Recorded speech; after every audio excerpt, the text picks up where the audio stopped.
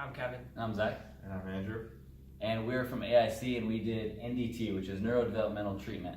And with that, some things to know are key points of control is where the therapist is going to position their hands on their patient and inhibit faulty movements or typical movements that are with, for us it was cerebral palsy with that condition, and also facilitation where they're going to stabilize the child at their base of support, their hips, shoulders, wherever it may be for that specific movement to build patterns that you want to happen with the child.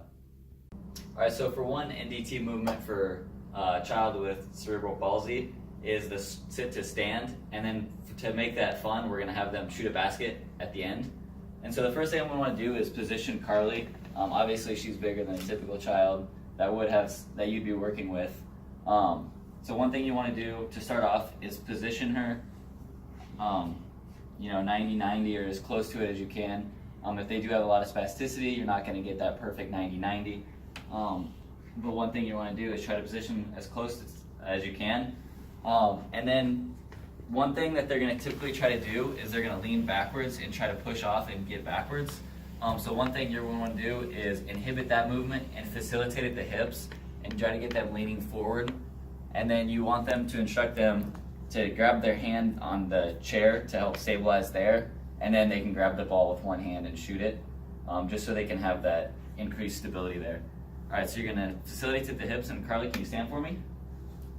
Good. Grab the ball, keep holding on, shoot it. Great, good job. What we're gonna work on for NDT is play position in prone, and this is gonna facilitate reaching, and we're gonna be working on shoulder flexion. So right now we have Carly as the patient, she's laying prone on the swing. What we're going to do right now is eliminate gravity with her arm. I'm going to give some support here, and I'm going to stabilize at her scapula. And now, with this position, we're working on facilitating reaching, and we're basically focusing on the movement of her shoulder flexing while stabilizing her scapula. And to make this fun, we're going to have Carly work on popping some bubbles with her hands.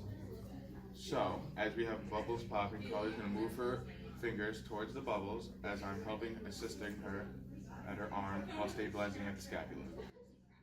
Good job.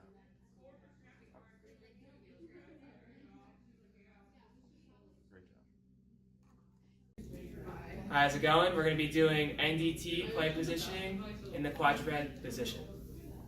So at first, what you want to do is you want to facilitate at the hips. So I'm going to lift her hips up. You want to make sure the spine is neutral. Now when doing this, you are working on core stability, trunk stability, and core strength. Over time, you will be building their endurance up.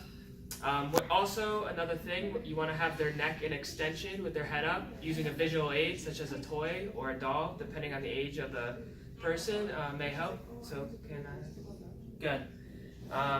Of course, making sure the spine is still in a neutral position.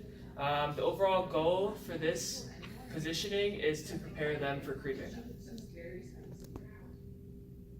All right, so the next position we're going to do is rolling for NDT. First thing you want to do is get their arousal level up by facilitating at their hips and kind of getting them used to turning.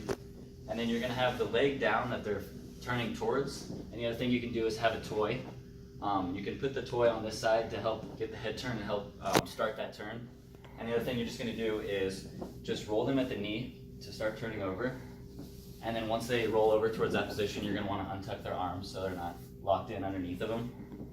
The other thing you can do is facilitate at the hips to bring them up to a quadruped position there, and then do the position that Kevin talked about previously.